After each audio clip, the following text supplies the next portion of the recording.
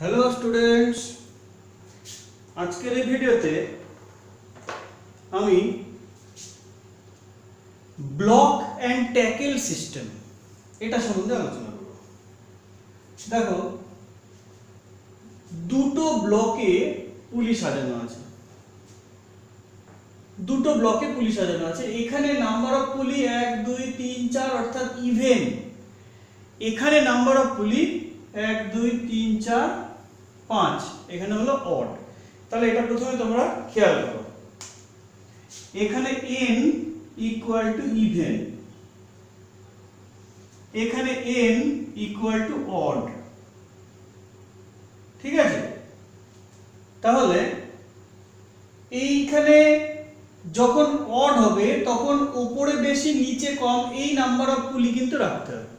ঠিক আছে, ইভেনের ক্ষেত্রে তো ইকুয়াল ইকুয়াল হয়ে গেল, অডের ক্ষেত্রে উপরের ব্লকে বেশি নাম্বারটা নিচের ব্লকে কম নাম্বারটা রাখতে হবে। এটা হলো রুল, 1 নম্বর। 2 নম্বর রুলে কি আছে দেখো, যদি ইভেন হয় তাহলে এইটাকে উপর থেকে শুরু করতে হবে, এইখান থেকে স্ট্রিং লাগানো শুরু করব। আর যদি এটা অড হয় তাহলে নিচের থেকে শুরু করব। আমি দেখাচ্ছি, এখান থেকে যদি আমি স্ট্রিংটা লাগাই, দেখো এটা কিন্তু ইভেনের জন্য লাগাচ্ছি, তাহলে স্ট্রিংটা এইভাবে আসবে, এইভাবে ঘুরবে, এখান থেকে উপরে চলে যাবে, উপর থেকে আবার আসবে, এখানে সোজা নিচে চলে আসবে, এখান থেকে গিয়ে একদম উপরেরটা দিয়ে এইখানে চলে আসবে, এইখানে এই ডাউনওয়ার্ড এফোর্ট। ঠিক আছে, এর স্ট্রিং অ্যারেঞ্জমেন্টটা এইভাবে করতে হবে। আবার আমি বলছি, ইভেনের ক্ষেত্রে উপরের ব্লক থেকে স্ট্রিং স্টার্ট করে এইভাবে অল্টারনেট ওয়েতে ঘুরবে। ঠিক, এর ক্ষেত্রে নিচের থেকে স্টার্ট করতে হবে অডের ক্ষেত্রে। তাহলে এখান থেকে প্রথমে এটাই যাবে,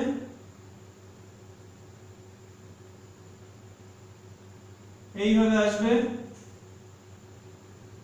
এইভাবে যাবে,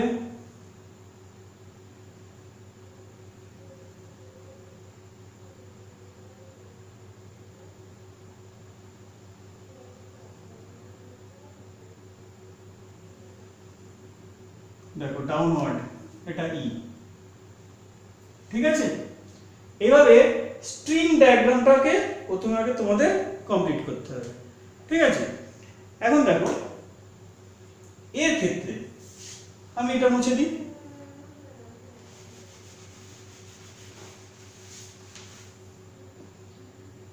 এখানে একটা লোড লাগানো আছে, লোড এল। ঠিক আছে, এল কার বরাবর তোমরা জানো, এল এমজি এর বরাবর, অর্থাৎ লোড এটা।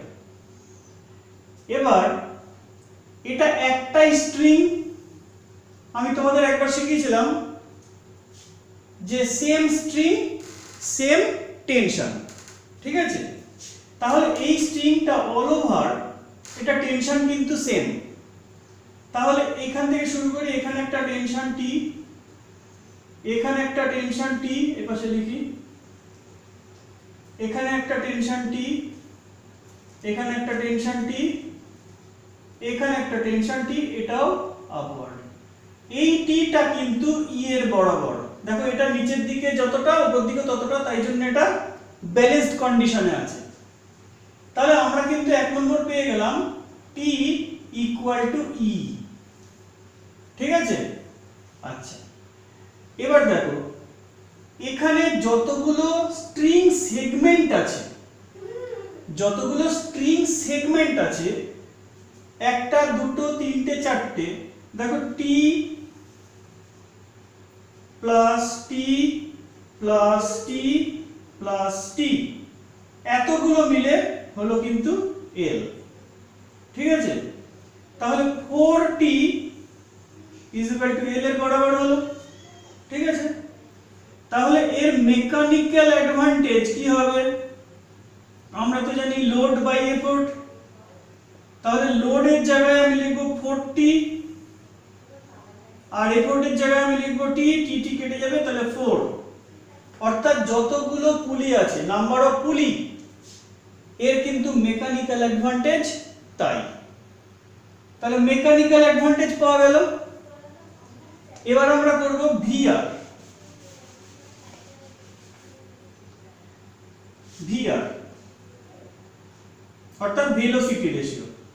এটা কি ডিই বাই ডিএল।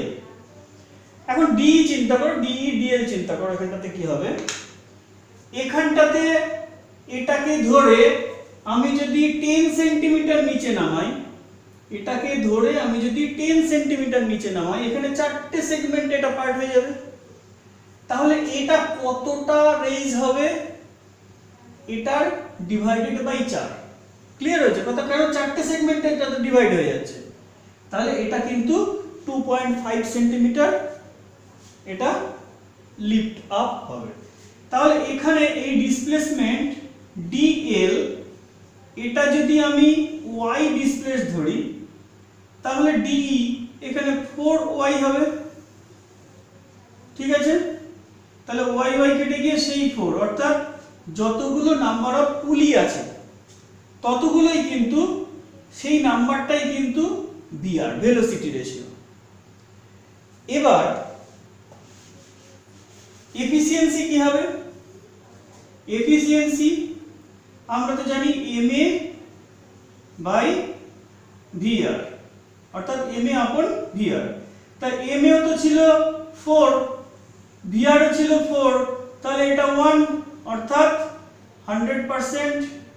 অর্থাৎ পুলি সিস্টেম যদি আইডিয়াল হয়, আইডিয়াল সিচুয়েশন যদি হয়, সেক্ষেত্রে কিন্তু 100% এফিসিয়েন্সি দেবে।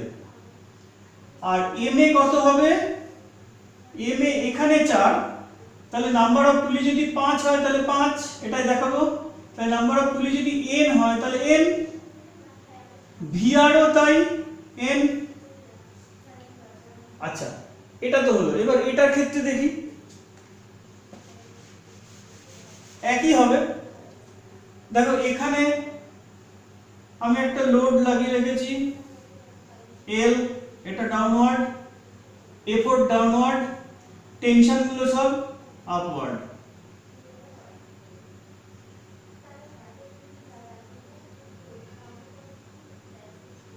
এখানে দেখো এই একটা লোডকে 4টে স্ট্রিং সেগমেন্ট কিন্তু ধরে রেখেছে। তাহলে 4টে না, এখানে 1 2 3 4 5টা।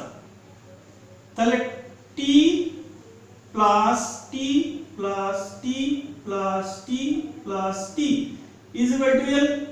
তাহলে L is equal to 5t। এখানেও টি, এই টিটাকে কাউন্টার ব্যালেন্স করছে ই। তাহলে MA equal to load by effort. তাহলে load is equal to 5t, effort is equal to T, তাহলে 5, দ্যাট ইজ নাম্বার অফ পুলি। ঠিক সেম ভাবে এটাকে যদি আমি 10 সেন্টিমিটার টেনে নামাই, তাহলে এটাও কতটা উঠবে? এখানে 4 দিয়ে ডিভাইড হয়েছিল, এখানে 5 দিয়ে ডিভাইড হয়েছে। লাইন স্ট্রিং সেগমেন্ট 5টা আছে, তাহলে এটা 5 দিয়ে ডিভাইড করে ততটা উঠবে। এখানে আমি 10 সেন্টিমিটার নামালে এটা 2 সেন্টিমিটার উঠবে। ক্লিয়ার? তাহলে ভিআর এর ক্ষেত্রেও এটা 5 ইনটু ডি আর নিচে ডি কেটে গিয়ে 5, অর্থাৎ নাম্বার অফ পুলি। তাহলে এর ক্ষেত্রেও কিন্তু সেই নাম্বার অফ পুলি, অর্থাৎ এখন যদি আমরা এফিসিয়েন্সি হিসেব করি ফর আইডিয়াল কন্ডিশন, তাহলে সেটাও 100%ই আসবে। ঠিক আছে? এখন এখানে একটা জিনিস আছে, সেটা হচ্ছে দেখো এই যে নিচের ব্লকটার যে ওয়েট, সেটা কিন্তু একে ক্যারি করতে হচ্ছে। এই স্ট্রিংগুলো সবাই কিন্তু এই নিচের ব্লকটার ওয়েটকে ক্যারি করছে। এখন এখানে তাহলে লোড হিসেবে তখন কি হবে? যদি এটা আমরা কনসিডারেশন আন্ডারে আনি সেক্ষেত্রে, তাহলে এল প্লাস ডাব্লিউ হবে ওয়েট, এল প্লাস ডাব্লিউ হবে। আগে এল ইজ ইকুয়াল টু কি ছিল?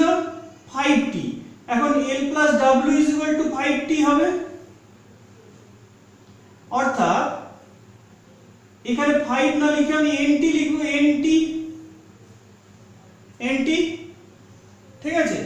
তাহলে L ইজ ইকুয়াল টু কি হবে, NT মাইনাস W, এফোর্ট তো সেটি। আচ্ছা, তাহলে mechanical advantage is equal to load by effort. তাহলে লোডের জায়গায় আমি NT মাইনাস W বাই এফোর্টের জায়গায় T বসিয়ে দিই। তাহলে এটাকে যদি স্প্লিট করি তাহলে T কেটে গেল, তাহলে N minus W by T। আচ্ছা, T তো এর বরাবর, E তো আমার নোন থাকবে, তাহলে আমি N minus W by E করতে পারি। T কে E অথবা E কে T করা যে কোনো জায়গাতেই যাবে, কোনো সমস্যা নেই। তাহলে MA ইজ ইকুয়াল টু কিন্তু এইটা থাকলো, তাহলে MA ইজ ইকুয়াল টু কি থাকলো, আমি এখানে লিখি MA is equal to N minus W by E। এই ক্যালকুলেশনটা তোমরা একটুখানি টুকে নাও। আচ্ছা, VR এর ক্ষেত্রে কিন্তু কোনো চেঞ্জ হবে না, VR এর ক্ষেত্রে কিন্তু কোনো চেঞ্জ হবে না। VR এর ক্ষেত্রে এখানে কি বলেছিলাম, এখানেও কিন্তু সেই 5টা লাইন সেগমেন্ট, তাহলে VR এর ক্ষেত্রে কিন্তু N, VR কিন্তু N ই থাকলো। এটা আমি মুছে দিই, এটা মুছে দিই, তোমাদের টোকা হয়েছে। এখন যদি এর এফিসিয়েন্সি দেখানো হয় তাহলে এটা বাই এটা MA by VR, N minus W by E by N। এটাকে আবার যদি স্প্লিট করি তাহলে 1 মাইনাস W বাই NE, এইটা হলো এফিসিয়েন্সি।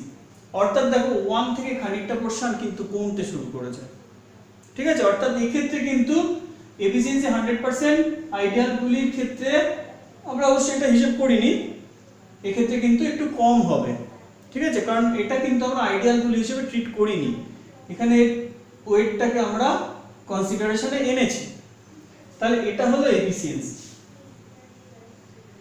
এই হলো block and tackle system. Block and tackle সিস্টেমের দুটো কথা তোমাকে মাথায় রাখতে হবে।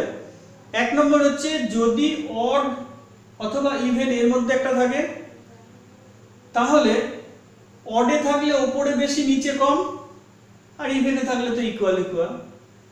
আর 2 নম্বর কেস হচ্ছে যে স্ট্রিংটা স্টার্ট হবে যদি ইভেন থাকে তাহলে নিচে থেকে, আর যদি অড থাকে তাহলে উপর থেকে, এইভাবে স্টার্ট হবে, ঠিক আছে।